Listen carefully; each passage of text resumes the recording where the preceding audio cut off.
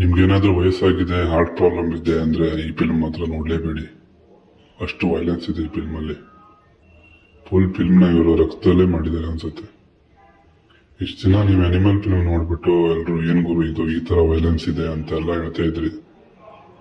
ಈ ಫಿಲ್ಮ್ ನೋಡಿದ್ಮೇಲೆ ಅನಿಮಲ್ ಅಲ್ಲ, ಅನಿಮಲ್ ಮೂವಿದು ಅಪ್ಪ ಅಜ್ಜ ಅಂಡ್ ಮುತ್ತಜ್ಜ ಈ ಮೂವಿ ಅಂತ ಹೇಳೋದಂತೂ ಪಕ್ಕ. ಫಿಲ್ಮ್ಲಿ ಸ್ಟೋರಿ ಗೀರಿ ಅಂತ ಏನೂ ಇಲ್ಲ. ಸ್ಟಾರ್ಟಿಂಗ್ ಅಲ್ಲಿ ಹೀರೋ ಕಡೆಯವ್ರನ್ನ ವಿಲನ್ಗಳು ಸಾಯಿಸ್ಬಿಡ್ತಾರೆ. ಆಮೇಲೆ ಹೀರೋ ಎಂಟ್ರಿ, ವಿಲನ್ ಕಡೆಯವ್ರನ್ನ ಹೀರೋ ಸಾಯಿಸ್ತಾನೆ. ಮತ್ತೆ ವಿಲನ್ಸ್ಗಳು ಹೀರೋ ಫ್ಯಾಮಿಲಿ ಮೇಲೆ ಎಲ್ಲರನ್ನ ಸಾಯಿಸ್ತಾರೆ.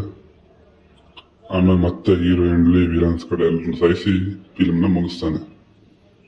ಫುಲ್ ಫಿಲ್ಮ್ ಮೇಕಿಂಗ್ ಅಂತೂ ನೆಕ್ಸ್ಟ್ ಲೆವೆಲ್ ಇದೆ.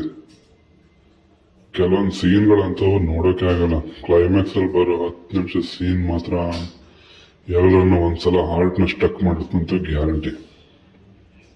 ಓವರ್ ಆಲ್ ಫಿಲ್ಮ್ ಒಂದ್ಸಲ ಗಟ್ಟಿ ಹಾರ್ಟ್ನವ್ರು ಮಾತ್ರ ನೋಡ್ಬೋದು. 10ಕ್ಕೆ ಒಂದು 7 ಕೊಡ್ಬೋದು ಅಷ್ಟೇ. ಬಾಯ್.